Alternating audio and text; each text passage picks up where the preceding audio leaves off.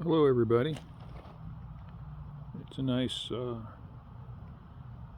February winter's day here in Northern California, and I was thinking about this video, and I was thinking about how blessed I am to have this YouTube channel. Even though it's a small channel, I learn as much as anybody else I might be helping. I've gotten some really good ideas, and I've been checked a few times on different topics. You know from my channel that I have an eclectic kind of number of interests, and from winemaking to herbal medicines and stuff like that. And I've had people comment on my videos and give me ideas and things, or make me think. And I've taken all of those and implemented them. Really haven't had anything that I couldn't use. So one of my videos, and you'll see it in the playlist just a few videos back, is how I use this generator to produce energy for my house. The few things that I really need, like my pellet stove, my refrigerator, and maybe charge a battery or something like that. It could do a lot more, but I only need it for a few things. I made that video and somebody commented and asked me, how am I grounding all of this? My first response, my initial thought was, well, the house is grounded. I don't have to worry about grounding. And it wasn't more than a few seconds later, after I sent that message, I realized, oops, that ain't right. Yeah, my house is grounded and the appliances inside are grounded, but when I'm using this, it ain't grounded. It's connected to this generator. It's not connected to the house. Duh. So I'm not afraid to admit those things, and I've always run this without being grounded. So I went on Amazon and I got this. There's a bazillion of them on there. I think I paid about $19. This real nice grounding rod with a little bolt on there. It even comes with this cool little clampy thing, which I'm not going to use. And what I'm going to do today is, in a brief video, just discuss what I'm going to do with this grounding situation. This supplements my previous video that I discussed. And what I'm going to do is, this is designed to be temporary. You can use it wherever you want to go, but I'm only using this generator one spot. So I'm going to take this rod, I'm going to go over there in them bushes and pound it down in there about halfway.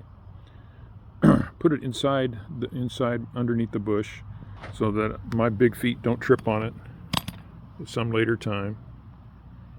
I'm going to take this 12 gauge wire off the bolt, leave the bolt in there. I'm going to put an eyelet on here, take this clamp off, and whenever I run my gen set to power the things I need in the house, the power's gone out, I will just run it. It's about 5 foot, and that's all I need. About 5 foot from that bush. This is where I put my gen set, back here behind the house, and that's it. Now this came with the clamp, and I've got this black metal on here. I could probably just clamp it to that, but I'm not going to. I'm going to put an eyelet on here, and I've got a ground connection right there. See it? So I'm going to put the right size eyelet for that, and each time I run my gen set, once it warms up and gets going, I'll connect the ground wire, especially if I'm going to use it for a long time, and certainly before I connect any appliances in the house.